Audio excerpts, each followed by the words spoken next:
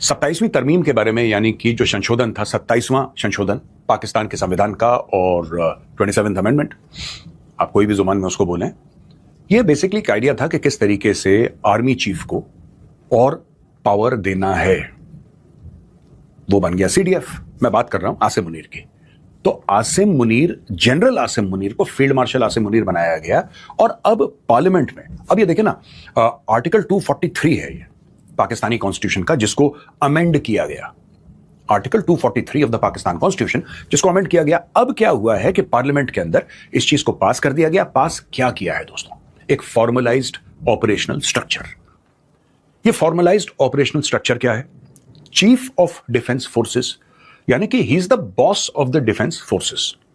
आप ये बात समझ लीजिए, he is the chief of the defence forces, जो कि पहले से चलता आया है। पार्लियामेंट ने उसको कर दिया रेटिफाई। इसमें आर्मी, नेवी, एयरफोर्स तीनों के तीनों अंडर में रहेंगे so called field marshal Asim Munir के। अच्छा, इसमें दो तीन चीजें और हैं जिससे मैं आपको बताता हूं कि पूरा गेम क्या चल रहा है। ये सिंपल, हम पाकिस्तान पे कोई रिपोर्ट आपको नहीं बता रहे। आसिम मुनीर क्या बन गया, ये इंपॉर्टेंट नहीं है दुनिया के लिए। ये दुनिया के लिए इंपॉर्टेंट नहीं है। आसिम मुनीर का किस तरीके से इस्तेमाल हो रहा है, ये दुनिया के लिए इंपॉर्टेंट है। राइट? मैं आपको दोनों बातें समझाता हूं।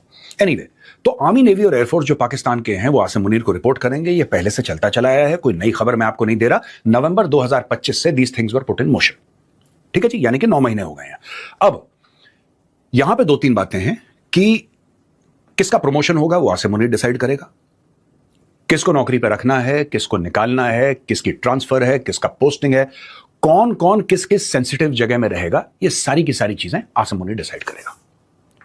यानी कि देयर इज नो ओवरसाइट। अब कागजों में ओवरसाइट है, कागजों में यह है कि नहीं साहब, he reports to the president, he reports to the prime minister, all that is फर्जीवाड़ा। मैं आपको 3 फोटोग्राफ्स अब स्क्रीन पे दिखा रहा हूं। 3 फोटोग्राफ। आप छोड़ दीजिए कि ये किसकी फोटोग्राफ है, इसमें कौन है, उसको छोड़ दीजिए। आप ये बताइए मुझे कमेंट्स में लिख के कि आपको क्या लग रहा है कि इसमें बॉस कौन है।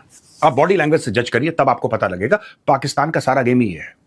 आप बॉडी लैंग्वेज से जज करिए कि यहां पे इस फ्रेम में बॉस कौन है, हु इज द बॉस, तब आपको पता लगेगा। और फिर आपको पता लगेगा कि कितनी कम वैल्यू है पाकिस्तान के डिफेंस मिनिस्टर की। आप देखिए, और ये पब्लिक इवेंट्स हैं।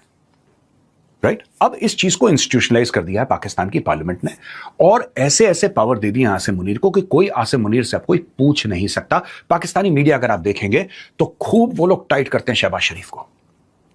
शहबाज शरीफ को टाइट करेंगे वो, साहब ये किसी और पॉलिटिशियन ने क्या बोल दिया है, और ये औरंगजेब क्या बोल रहा है, उसको ऐसा नहीं बोलना चाहिए तो गलत है, और नकवी ये क्या बोलता रहता है, ये तो गलत है, ये ऐसा नहीं बोलना चाहिए कि पाकिस्तान का सिस्टम कोलैप्स कर गया है। मैं मोहसिन नकवी की बात कर रहा हूं, पीसीबी का chairman. He is also the interior minister, यानी कि home minister of Pakistan. Khawaja Asif को तो ऐसा बयान नहीं देना चाहिए।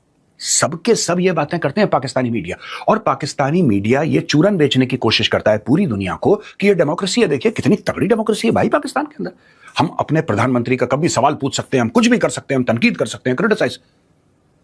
लेकिन पाकिस्तान के प्रधानमंत्री के पास पावर है ही नहीं। There is no power with the Pakistani prime minister. वो एक रबर स्टैंप है, वो एक मोहरा है। जब आसिम मुनीर बोलता है कि इस कागज पे लग जाओ, वो कागज पे लग जाता है। That's it.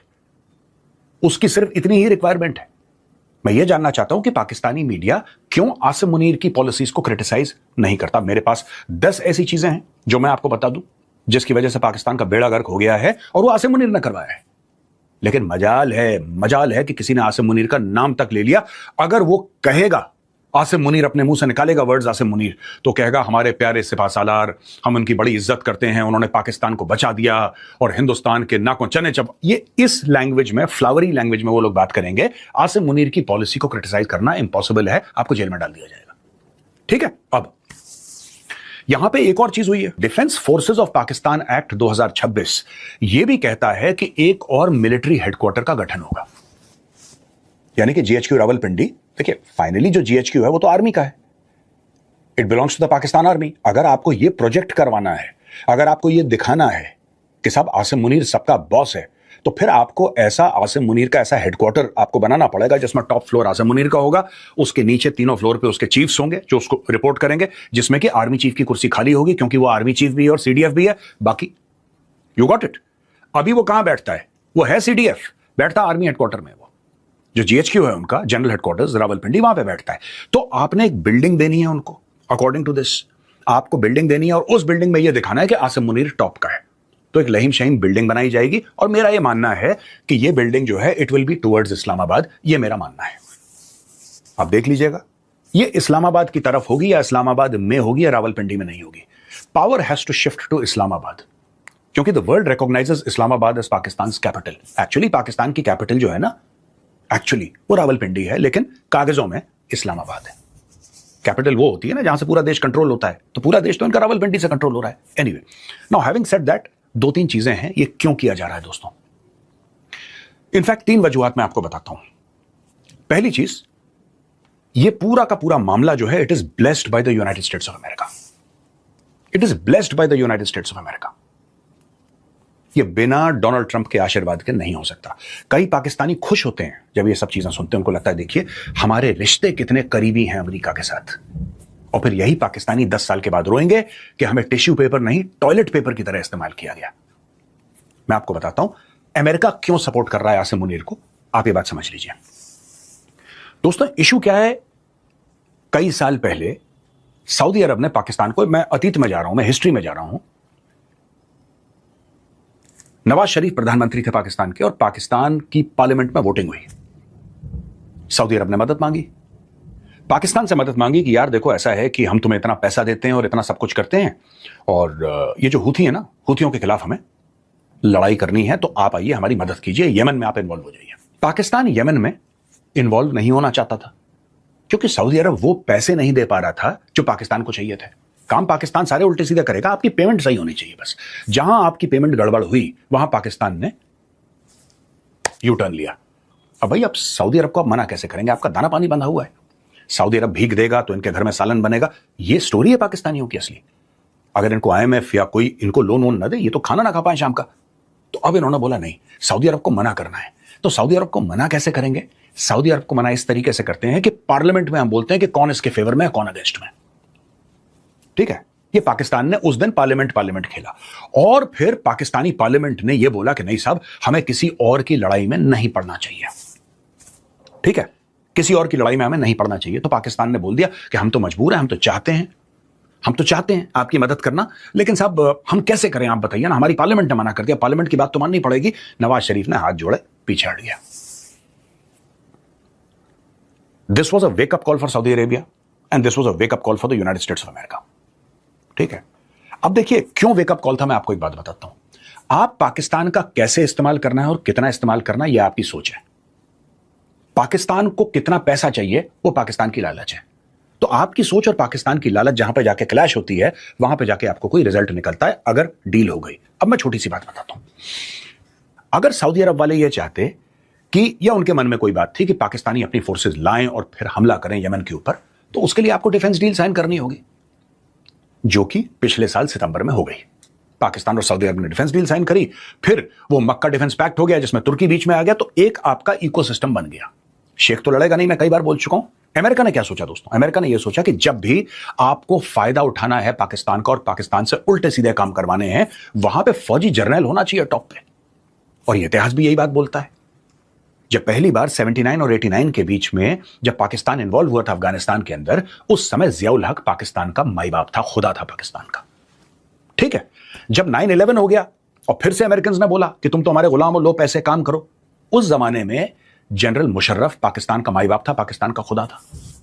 ठीक है, अब अमेरिकन को पाकिस्तान की तीसरी बार जरूरत पड़ी। ये वही जरूरतें हैं जिसके चक्कर में ख्वाजा आसिफ बोलता था कि हमें टॉयलेट पेपर की तरह अमेरिका ने इस्तेमाल किया है। ख्वाजा आसिफ ये बताना भूल गया कि उस टॉयलेट पेपर के इस्तेमाल होने के उसके बदले पाकिस्तान को अरबों डॉलर मिले हैं। ये तो बात करते ही नहीं पाकिस्तानी, ये गड़क गए पैसा और फिर रोते हैं।